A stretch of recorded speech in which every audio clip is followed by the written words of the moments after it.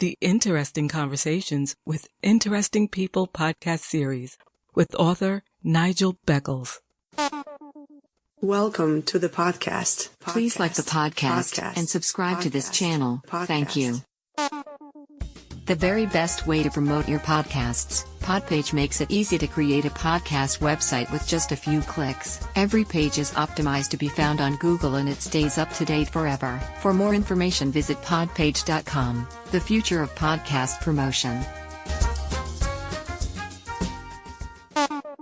Have you experienced several failed relationships or been through a divorce? How can you avoid making the same mistakes again?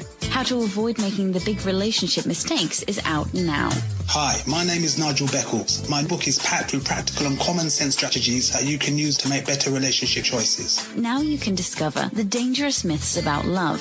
If your relationship expectations are realistic, why you could be falling in love for all the wrong reasons. How to avoid making the big relationship mistakes. It's a book that could change your life. Available from Amazon.co.uk. Kindle version also available.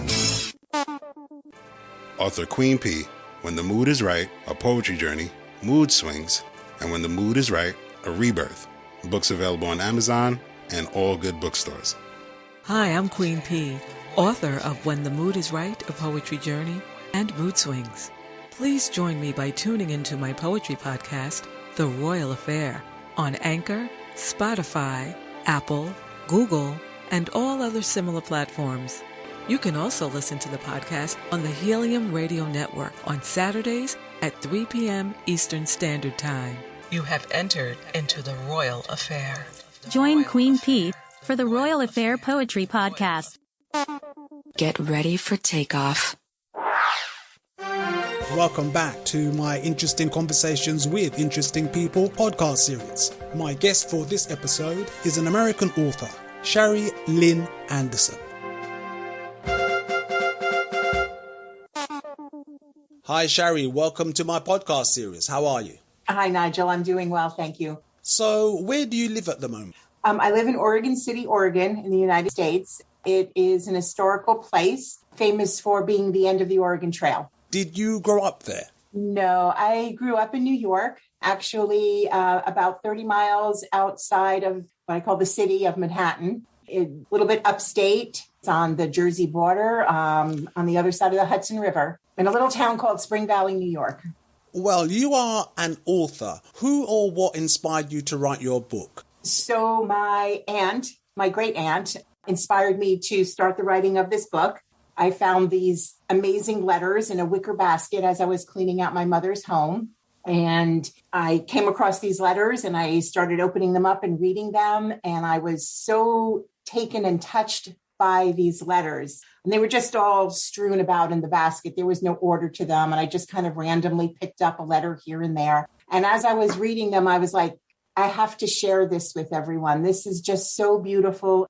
Something that I felt other people needed to read or hear or see. And I started taking those letters and my mom said, sure, take the letters, do what you want with them. She was thrilled with the idea of me putting a book together and sharing that. And that's what I started doing. So when was your book published? It was published, it's going to almost be a year, March 31st, 2021. I started this process in 2019. In November of 2019. And at that time, my mother had just been diagnosed with lung cancer, and she was going to be getting ready to go through some radiation therapy. And I took those letters home, and she was going through therapy. We were hoping was going to do really well with that and get better. And then in January, she went for some additional tests to see how that radiation therapy was going, if it cleared it up, what happened. And basically, it didn't get all of the cancer.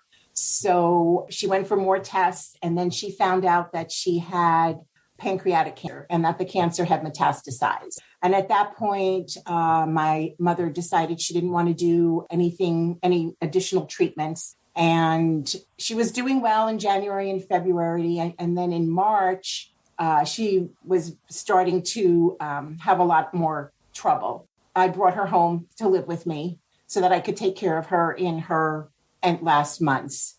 And that's what I did. So the book was on hold once I brought her home, and I didn't get back to it until the end of 2020. So around November of 2020, I started to get back into the book and going over the letters again and organizing and putting things together and looking for ways on how do I go about publishing this. My mother passed in July of 2020. Well, my condolences. So your book, what's it called and what's it about? It's called Aunt Sadie's Letters of Hope and Healing. And it is about the letters and poems that my great aunt, her aunt, wrote to my mother when she was 10 years old. At that time, my mother had gotten polio and was paralyzed from the waist down and was hospitalized. And so she went through, from November of 1941 through March of 1942, she was hospitalized and went through rehabilitation and trying to get well again. So the process, learning how to walk, not being paralyzed anymore from the waist down and getting that back again. She was going through that. And so all of these letters and poems are letters and poems that my aunt wrote to her every day, bringing the outside world in, sharing family events and just talking about everything that was going on in the world at the time. At that time, there were no cell phones or computers. There was no Skype. So these letters that she would get every day was very meaningful and something that she could hold on to and have. I still can't believe that my mother saved these letters and they were really in pristine shape in this wicker basket. Every time I think about it, it just blows me away. She never said, oh, I have these letters or this was written. She never talked about that time.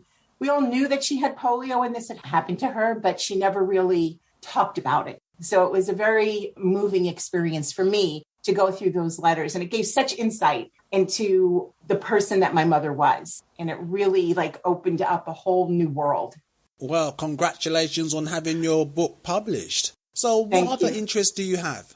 I enjoy listening to music, traveling, exploring new restaurants, but most of all, especially with what's happened in the past couple of years with the pandemic and everything, most importantly, spending time with family and being able to have that time with them. Time is precious.